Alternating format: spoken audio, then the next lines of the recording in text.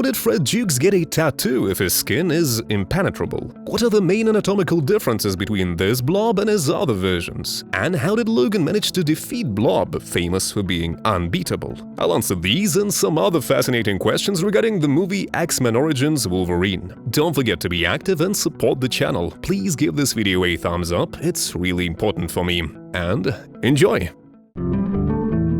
The relationships within this crew have always been rather special, based on a sarcastic attitude towards each other. Wade and Zero teased just about everyone, Victor teased Logan, and Logan teased Fred. By the way, to continue down this chain, Fred could have teased John and Bradley, but it seems like he didn't do that, since here Fred appears to be a person who's reluctant to talk to anyone. In fact, that's true, and that's one more significant difference between this Fred Dukes adaptation and what we got used to seeing in the comics and cartoon adaptations, where Fred Dukes is quite talkative, and notably he doesn't always need interlocutors there. But that's beside the point. For sure, the main difference of this cinema adaptation of Fred Dukes from anything else is that at the moment, in the beginning of the movie that is, he does not have his unique being the key word, fat deposits. Let's make it more specific, outstanding fat deposits. The body fat percentage of this Blob is somewhere at the level of a competitive bodybuilder during the off-season. Blob's body fat situation has never been the result of overeating caused by an eating disorder. One of the old Marvel handbooks tells us about this and many other things. I'll refer to this handbook many times during this video. So, X-Gene granted Fred Dukes with fat deposits which, combined with his impregnable skin, even for Logan's claws by the way,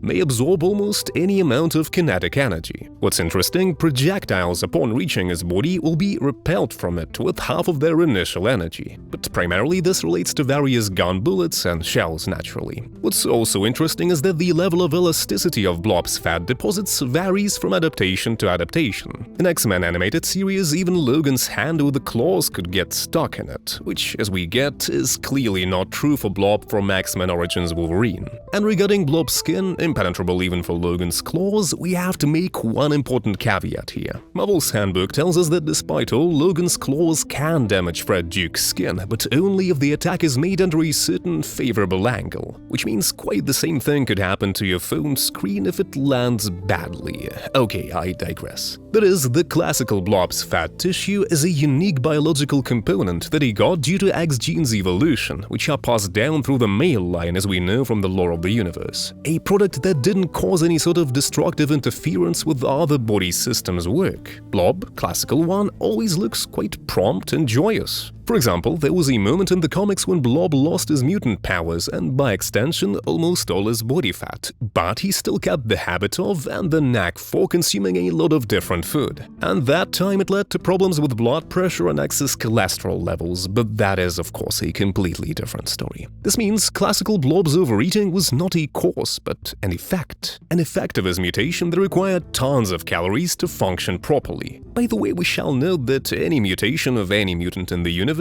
shall require a crazy amount of calories for its functioning. So in that sense, any mutant is Blob to some extent. What else is special about Fred Dukes' adaptation in X-Men Origins Wolverine? Curiously enough, Marvel Handbook states that Blob did not have superhuman strength. His strength was comparable to that of a strong man of the same size, age, and weight. But nevertheless, the very first Blob comics kinda contradicted it. In this movie adaptation, when seeing Fred for the first time, during their banter with Logan, we cannot really doubt his enormous strength. For one, his overdeveloped arms, especially biceps, speak volumes. And his dominant arms, including their bone mass, by the way, is the main attribute of his visuals in the beginning of the movie. But in the scene of their convo with Logan, one may doubt that this Blob has the above-mentioned characteristic of impenetrable skin, since Fred has just made a tattoo of a gymnast girl whom he knew just for one night. What can we tell about Logan's claws if even a needle of a tattoo machine could puncture his skin? But let's not jump to conclusions. The next scenes will confirm that his skin is almost impregnable, since it will destroy a tank by blocking its muzzle during a shot, with a lightning-fast reaction, I must say. So let's agree that the decisive factor in the tattoo machine's needle puncturing Fred's skin was a limited contact area. If bulletproof Aquaman could cover his body body with tattoos. Why can't Fred Dukes do that? And this scene with a tank tells us a couple more things about this version of Fred. First of all, his specialization in the squad is destroying large objects. In the scenes with hostages, we did not always see what Fred Dukes was doing off-screen, but I suspect he was just standing still.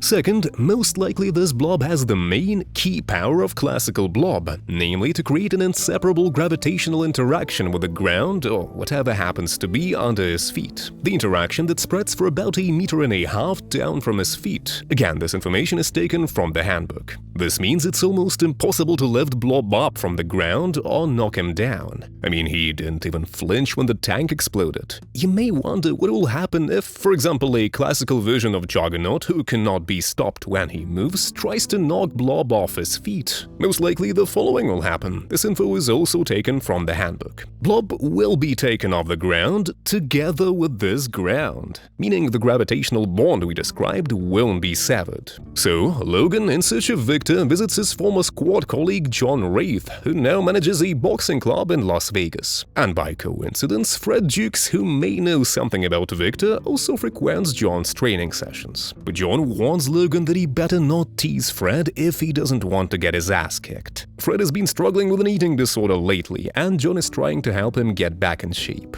And it's not like Logan haven't listened to John, but everything went south the moment Fred heard Blob instead of Bob. Yes, if you want to get any information from Fred Dukes, never call him Blob. But John knew exactly what to do in such a case. You just need to let Fred blow off some steam in a boxing match with Logan. So finally, how did Logan manage to beat Fred Dukes in this match, if he's supposed to be impossible to knock down? Let's make a remark here that it's actually possible to knock Blob off his feet if at a certain moment he's not mentally concentrated on an inseparable interaction with the ground. But in this fight, Fred loses because of his main weakness that's also described in the comics. And this is his head.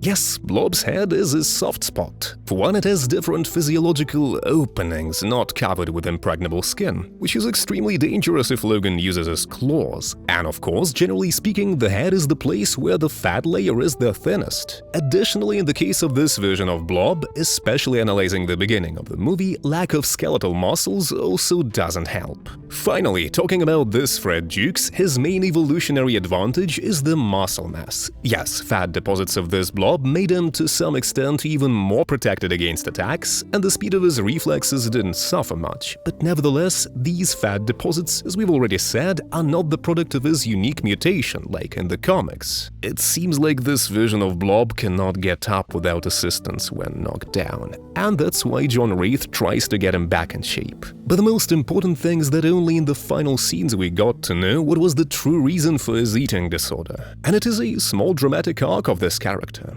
He spends the rest of his life feeling guilty for many mutants who were captured and sent to Stryker's island with his help. Neither him nor John could imagine what Stryker was doing to them there, and his compulsive eating is an attempt to eat away his stress and guilt. Either way, we don't know if this Fred Dukes managed to get back in shape in the end, but we do know one thing for sure. If Blob does feel sorry, maybe things aren't so bad after all. If you enjoyed this video, give it a thumbs up, subscribe to my channel, leave a comment down below, and consider sharing this video with your friends. Bye!